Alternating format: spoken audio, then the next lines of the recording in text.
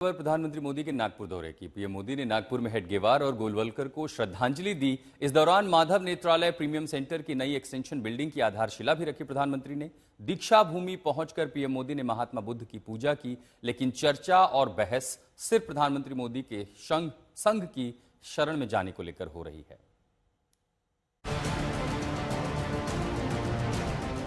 विचारों के जिस आंगन में पीएम मोदी ने आज कदम रखा, उसी ने जीने की कला सिखाई, उसी संस्कार से राजनीति की सीख मिली, दिल में राष्ट्रभक्ति की ज्योत जली, देश की खातिर जीने की राह। जब ये सेवा संस्कारों में आ जाती है तो सेवा ही साधना बन जाती है।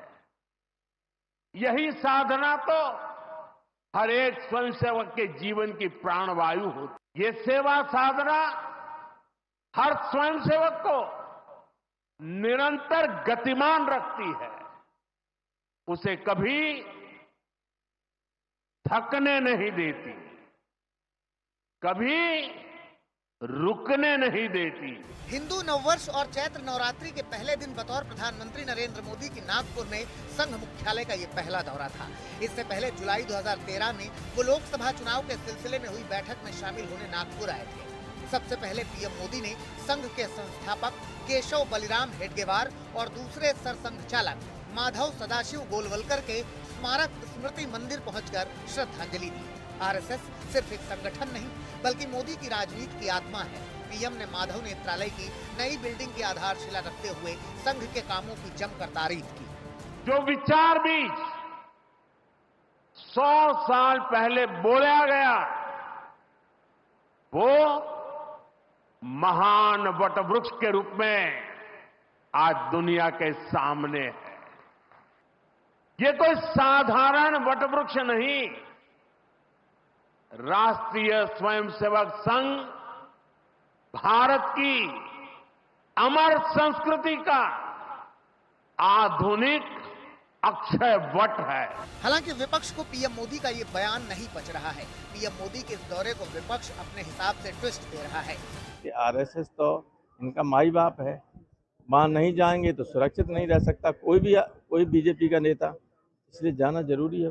संघ से पीएम मोदी के दिलों का रिश्ता है, दशकों पुराना है। ये सफर 1972 में शुरू होता है।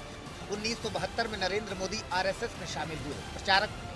1987 में आरएसएस के जरिए बीजेपी में एंट्री हुई, गुजरात में संगठन की जिम्मेदारी मिली। 2001 में गुजरात के सीएम बने, आरएसएस का मजबूत समर्थन मिला। मोदी जी एक स्वयंसेवक है, वे प्रचारक रहे हैं, आज भी उनका जीवन एक प्रचारक जैसा ही जीवन है। इसलिए जब वो कार्यक्रम में आए तो उनके भाषण में वही उनका अनुभव, वही उनकी अनुभूति हमको देखने को मिली और हमको बहुत खुशी है कि एक स्वयंसेवक के रूप में हम भी उसमें उपस्थित थे। पीएम मोदी के साथ बीजेपी ही नहीं, संघ भी चट्टान की तरह हमेशा खड़ा रहा है। संघ की रणनीति लोकसभा चुनाव 2014, 2019 और 2024 में भी काम आई, जिसमें पीएम मोदी ने भारतीय राजनीति के फलक पर नया इतिहास रच दिया। भारतीय जनता पार्टी के राष्ट्रीय अध्यक्ष का चयन होना चाहिए था, लेकिन उनका अंदरूनी मामला है और मेरी जानकारी संघ चाहता है कि उनके चॉइस का राष्ट्रीय अध्यक्ष बने, इसलिए ये मामला रुक गया। मोदी जी ने कहा था, नड्डा जी ने कहा था, सब हवा में थे तो संघ ने उनकी हवा निकाल दी। जरूर महाराष्ट्र में जो निर्णय आए हैं उसमें संघ का भी योगदान है। प्रचारक से प्रधानमंत्री का सफर नरेंद्र मोदी के लिए आसान नहीं रहा। संघ की स्थापना के 100 साल पूरे होने के मौके पर जब पीएम मोदी पहुंचे तो सियासत का बाजार भी गर्म हो गया। इसके कई मायने निकाले जा रहे हैं।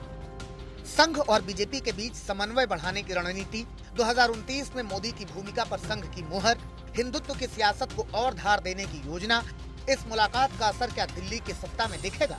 100 साल में आरएसएस का जो इतिहास है वो एक सवालों के घेरे में है।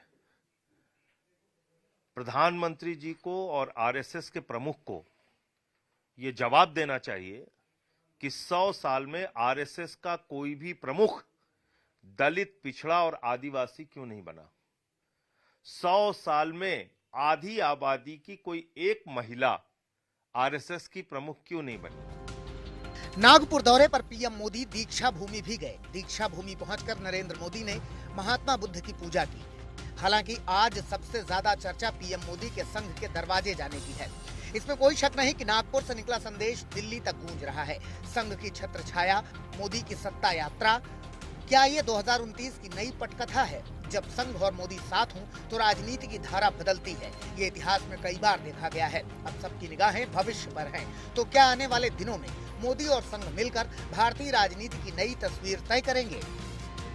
आज तक ब्यूरो।